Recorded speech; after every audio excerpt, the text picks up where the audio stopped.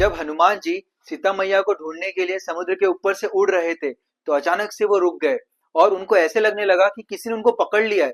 वो कोशिश तो कर रहे थे लेकिन आगे बढ़ नहीं पा रहे थे। तो शायद आपने स्टोरी सुनी होगी।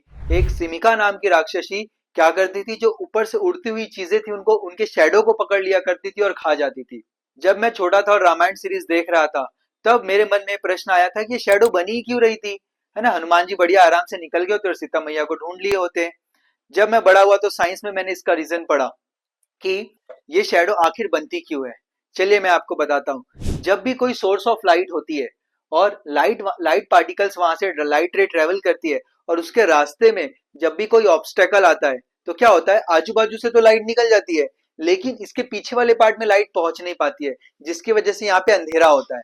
अंधेरा, उसी अंधेरे को हम शैडो कहते हैं। सो सेम चीज हनुमान जी के साथ भी हुआ।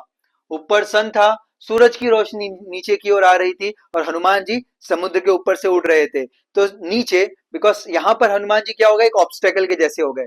तो जो सनलाइट है उसके रास्ते में हनुमान जी एक बाधा के रूप में आ रहे थे, तो आजू बाजू से हनुमान जी की लाइट निकल गई और नीचे हनुमान जी की क्या बन रही थी, शैडो। तो सिमिका राक्षसी ने क्या किया, हनुमान जी के शैडो को पकड़ लिया और उनको खाने की तैयारी में थी। लेकिन हनुमान जी के लिए सिमिका को हराना कोई बड़ी बात थी क्या? ऑफ कोर्स नहीं। तो क्या आप लोग बता सकते हैं कि एक्चुअली हनुमान जी ने सिमिका को हराया कैसे? सो आप सभी लोग कमेंट बॉक्स में लिख के जरूर बताइए कि हनुमान जी ने सिमिका को मारा कैसे, ताकि जिसको नहीं पता है उसको भी पता चले। If you are liking this series science in scriptures, then do like and comment. Thank you. Hare Krishna.